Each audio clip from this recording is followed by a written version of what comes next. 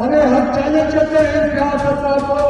आपने कल भीड़ संवाद रखा था, आप ये जवाब दीजिए कि आपकी जो कूटनीति है शराबबंदी की, उसके आवाज में जो 5-5 लाख लोग जो जेल में बंद है वो किस समाज के आते हैं?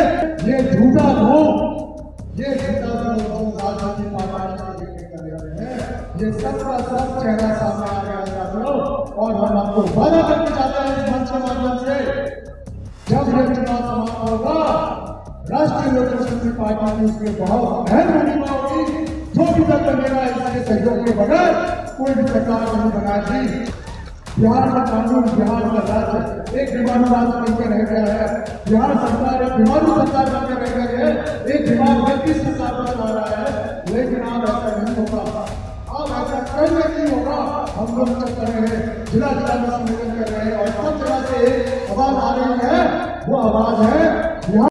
लेकिन हाँ, एक दो बात को बोलकर अपने वाणी को विराम देंगे, ताकि हम चाहेंगे कि आप अपने राष्ट्रपति जी को, हमारे पिताजी को आप सुने, उनके मार्गदर्शन हम लोग ने।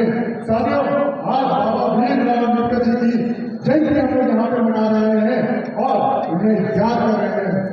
हमारी पार्टी, हमारा संगठन राष्ट्रीय लोक जनशक्ति पार्टी और दलित सेना, इसके पीछे उद्देश्य क्या था, ये हम आपको 2 मिनट में समझाना चाहेंगे।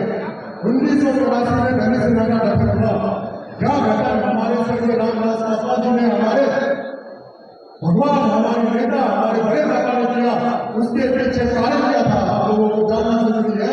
हमें पहले से बताया होगा। एक कुछ 1984 के कुछ वर्ष पहले एक कांड हुआ था, बेचे कांड, आप लोगों को पता होगा, हमारे पिताजी बताएंगे उसके बारे में। वह जब कांड हुआ तो हमारे बड़े पापा ने सोचा कि भाई ऐसे काम नहीं चलेगा, एक संगठन बनाना पड़ेगा, एक दलित संगठन बनाना पड़ेगा और उसकी आवाज बननी पड़ेगी। आज जब हम बाबा भीमराव अम्बेडकर जी की जयंती हम लोग यहाँ मना रहे हैं, उनके आदर्शों के बारे में बात कर रहे हैं, उनके मार्गदर्शन के बारे में बात कर रहे हैं। बाबा भीमराव अम्बेडकर जी थे, उन्होंने कहा शिष्य बनो, समर्पित बनो और संघर्ष करो। वो लोग शिक्षा, कोई ऐसा एक व्यक्ति पार्लियामेंट में आज के दिन तक पैदा नहीं हुआ जो कि इतने पढ़ा लिखा व्यक्ति हो। बाबा भीमराव अम्बेडकर जी, उन्होंने 3 PhD नहीं की, लेकिन दुर्भाग्य ये है कि जब वो अपने अंतिम दिनों में, 1956 की बात है, जब वो अपने अंतिम दिनों में थे, उन्होंने एक बात बोली कि मैं अपना पूरा जीवन हमने बना दिया कि समाज सुधरे, समाज सुधरे, समाज सुधरे।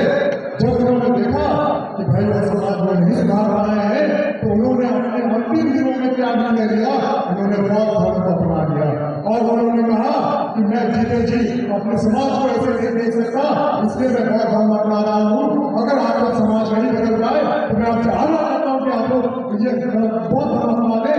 ये बाबा भीमराव अम्बेडकर जी ने कहा था। लेकिन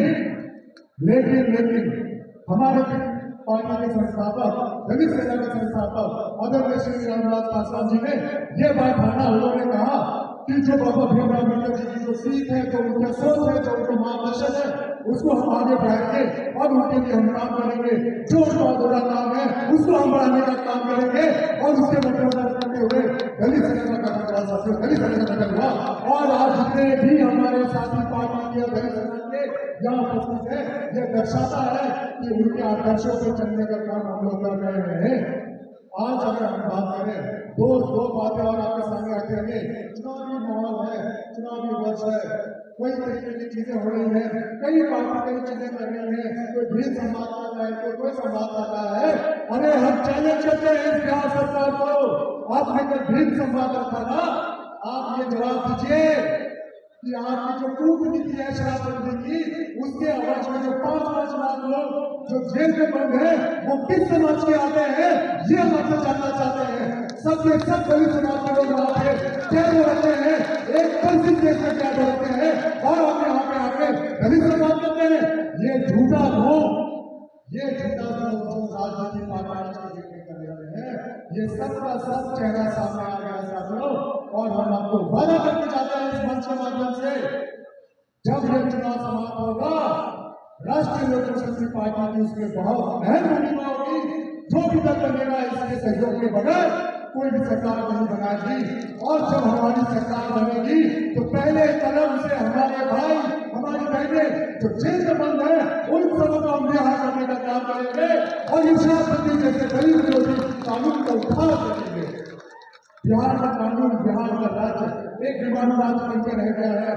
बिहार सरकार एक बीमारू सरकार बनकर रह गई है, एक बीमार व्यक्ति सरकार को चला रहा है। लेकिन अब ऐसा नहीं होगा, अब ऐसा कभी नहीं होगा। हम लोग चल रहे हैं, जिला जिला में सम्मेलन कर रहे हैं और सब जगह से एक आवाज आ रही है, वो आवाज है बिहार मांगे बदलाव। क्या आवाज आ रही है? बिहार मांगे बदलाव, बिहार मांगे बदलाव, बिहार मांगे बदलाव। और ये बदलाव, ये बिहार सरकार, हमारे नीतीश कुमार जी लंदन जाते हैं इलाज कराने के लिए, हमारे मुख्यमंत्री जी दिल्ली जाते हैं इलाज कराने के लिए, लेकिन ये बिहार सरकार जो है इसका इलाज कौन करेगी? हाथ आगे बढ़िए, इस बिहार सरकार का इलाज कौन करेगी? बिहार की जनता करेगी, बिहार की जनता करेगी। बिहार की जनता में दवा सुनकर इंसान लगता है सही मौका आया है भोग। इसलिए साथियों, आप लोगों से हम यहाँ एक बात जानना चाहते हैं। हमारे नेता बोलते हैं संगठित बनो, शिक्षित बनो, संघर्ष करो। कई लोग कई सारी बातें करते हैं, कई लोग बोलते हैं कि यहाँ दलित नेता है, दलित नेता है। एक घटना पर आप लोगों को पता होगा, हमारे यहाँ जितने भी साथी हैं सबके हाथ में मोबाइल है, आप सबको मोबाइल देखते होंगे। आजकल एक हफ्ता से एक फिल्म चल रहा है, आप वो फिल्म देखे हैं? एक हफ्ता से वो फिल्म चल रहा है कि एक राजनीतिक परिवार में खूब हो गया, एक राजनीतिक परिवार जो है जमीन के लिए लड़ाई कर रहा है, सत्ता के लिए लड़ाई कर रहा है। और वो जो व्यक्ति इंसाफ लगा रहा है, वो व्यक्ति अपने आप को कहता है कि हम दलित के बहुत बड़े नेता हैं। जरा आप अपने भी यहाँ साथी, यहाँ जितनी माताएं बहनें यहाँ पे उपस्थित हैं, हम चाहेंगे कि आप उस व्यक्ति से पूछिए जो दलित कितने बड़े हितैषी बनते हैं, घर की माताओं बहनों ने उसने अपनाया है, घर की माताओं पर अपनाया किया है। ये उनका सही चेहरा, असली चेहरा दर्शाता है कि कितने दलित लोग जो है दलित के साथी हैं। साथियों, कितने दलित लोग जो है दलित के साथी हैं। साथियों, आपसे मांगा करने के लिए आए हैं, ऐसे दलित विरोधी व्यक्तियों को आप साथ लाते हैं। जिस तरीके से मेरा अपना माता हमारे घर में, आपको पता है क्या हुआ है? पता है ना, सबको पता है। हमारे गांव में मीडिया साथी गए थे, काफी हंगामा हुआ, बड़ी मांगा तबियत खराब है, बड़ी मांगा तबियत खराब है। इन्हें शर्म नहीं आई, बड़ी मांगा लाभ लेने के लिए इन्होंने मीडिया को पटना से भेजा, इन्होंने पार्टी के लोगों को पटना से भेजा। अरे बड़ी मांगा तबियत खराब था तो अपना आप जब फोटोशूट कराने के लिए गए, हेलीकॉप्टर का जब फोटोशूट कराने के लिए गए, तो जब उस हेलीकॉप्टर से फोटोशूट कराने के लिए गए, हम आपको कुछ हेलीकॉप्टर में डॉक्टर को लेकर नहीं गए। उस हेलीकॉप्टर में अपना मां बड़ा मामा को बिठा के अपने पटना का काम किया। आप सिर्फ और सिर्फ उनके नाम पे राजनीति करते हैं, उनके नाम पे हरकत करते हैं। और ये बहुत ही शर्म की बात है। हमारे यहाँ पत्रकार साथी यहाँ उपस्थित है, जितने भी हमारे भाई भाई उपस्थित है, हम सबको सच्चाई बताते हैं।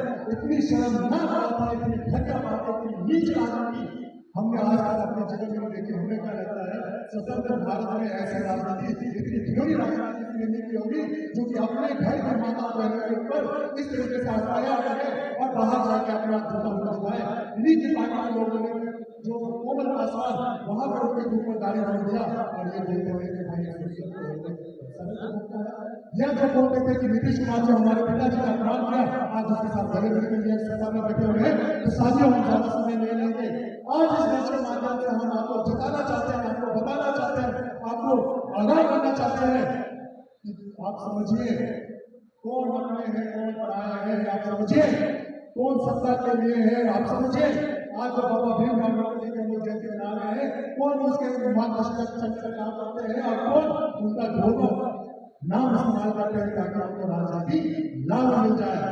बड़ी हैरानी की बात है, इस साल हम देख रहे हैं भाई 3 दिन से कई दल पेपर में कांग्रेस जी जैसे नारा है। अरे भाई, एक आवाज उठा लेते दलित भाइयों की जो जेल में बंद है, उनकी आवाज आप क्यों उठाएंगे? हम पूछते हैं बिहार सरकार से। लेकिन आज आप लोग जितने समूह में आए हैं, भीड़ में आए हैं, बाबा बहन सबको हम नमन करते हैं।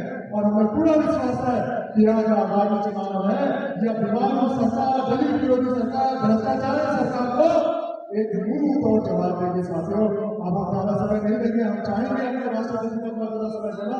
आप लोग आए, एक बार आप सबको कहे दिल से धन्यवाद करते हैं। आप सब लोग मेरे साथ नारा लगा दीजिए, भारत रत्न बाबा भीमराव अम्बेडकर जी, बाबा भीमराव अम्बेडकर जी अमर रहे, स्वर्गीय रामदास पासवान जी अमर रहे। जी अमर रहे, स्वर्गीय रामचंद्र पासवान जी अमर रहे।